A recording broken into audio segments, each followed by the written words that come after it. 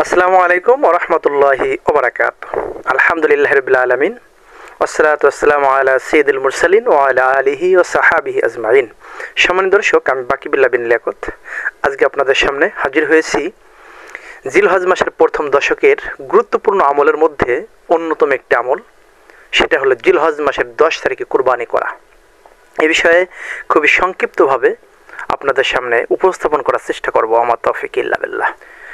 জিলহজ মাসের 10 তারিখ কুরবানির দিন, অর্থাৎ ঈদুল আজহার দিন। এই দিনে পশুর রক্ত প্রবাহিত করা, এই ব্যাপারে আল্লাহ রাসূল সাল্লাল্লাহু আলাইহি সাল্লাম বলেন, জিলহজের 10 তারিখে কুরবানি করা বা পশুর রক্ত প্রবাহিত করার চাইতে বেশি পছন্দনীয় আর কোনো আমল আল্লাহর কাছে নেই। আবার বলছি, জিলহজ মাসের 10 তারিখে কুরবানি করা বা পশুর রক্ত প্রবাহিত করার চাইতে বেশি পছন্দনীয় আর কোন আমল আল্লাহর কাছে নাই। এই জন্য অবশ্যই আমাদের যাদের সামর্থ্য আছে, আমরা অন্তত একটা বকরি হলেও বা একটা ছাগল হলেও আল্লাহর সন্তুষ্টির জন্য কুরবানি করব। আল্লাহর কাছে সবচেয়ে পছন্দনীয় আমল এই 10 জিলহজ কুরবানি করা। এজন্য আল্লাহর সন্তুষ্টির জন্য আমাদের যাদের সামর্থ্য রয়েছে, আমরা পশু কুরবানি করার চেষ্টা করব।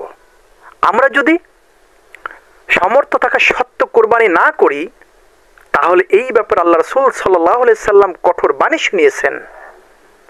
রাসূল আকরাম সাল্লাল্লাহু আলাইহি সাল্লাম বলেন, যে ব্যক্তি সামর্থ্য থাকা সত্ত্বেও কুরবানি করবে না, সে যেন ঈদের দিনে আমাদের ঈদগাহের ধারের কাছেও না আসে। আবার বলছি, যে ব্যক্তি সামর্থ্য থাকা সত্ত্বেও কুরবানি করবে না, সে যেন ঈদের দিন আমাদের ঈদগাহের ধারের কাছেও না আসে। এইরকম কঠোর বাণী আল্লাহ রাসূল সাল্লাল্লাহু আলাইহি সাল্লাম উচ্চারণ করেছেন।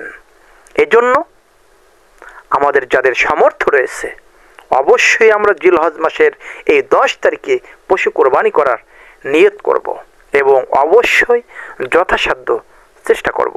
আল্লাহ রাব্বুল আলামিন আমাদের সেই নিয়ত কবুল করুন, আমিন।